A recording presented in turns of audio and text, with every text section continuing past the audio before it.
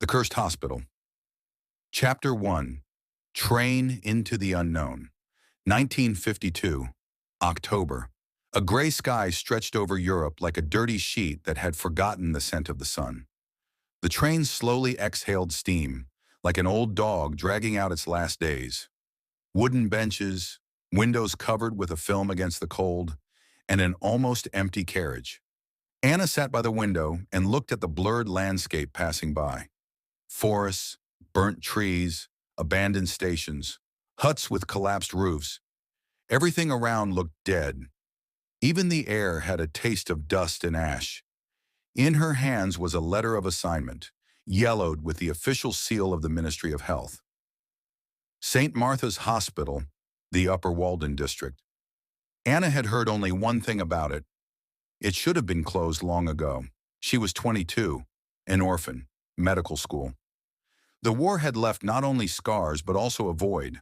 This job was the only offer. She agreed without hesitation. "Where are you going?" a hoarse voice asked. Opposite her sat an old man with fish-like eyes and bony hands. "To St. Martha's Hospital," Anna replied. The old man pursed his lips. "They don't heal there," he muttered. "They bury." "What do you mean?" But he only shook his head and looked out the window. The last part of the journey had to be made on foot. The village of Grunden, where the train stopped, was 8 kilometers from the hospital. The road wound through a dense forest where even the birds were silent. Rain began to drizzle suddenly, as it always does in autumn. The hospital building appeared abruptly. After another turn, a huge stone structure with high windows covered in dust and moss, a former monastery converted into a psychiatric hospital back in the 1920s. Anna stopped. The wind howled as if someone was being crucified. The gate was open. She crossed the threshold. "Sister Anna," a thin voice sounded from the shadows. Before her stood a woman in her 50s, with very pale skin and empty eyes. "I am Mrs. Holtz, the head nurse. You've arrived just in time." Anna wanted to say something but couldn't. She suddenly felt the air become heavy, like breathing the dust of centuries. "Don't be afraid. You'll get used to it. Far from civilization.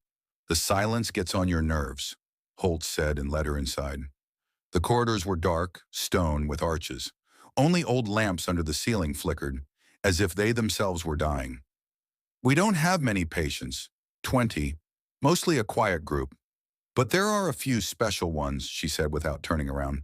"The main thing is, never go into the basement, and do not communicate with patient number 13 without Dr. Kramer's permission." Anna stopped. "What's wrong with him?"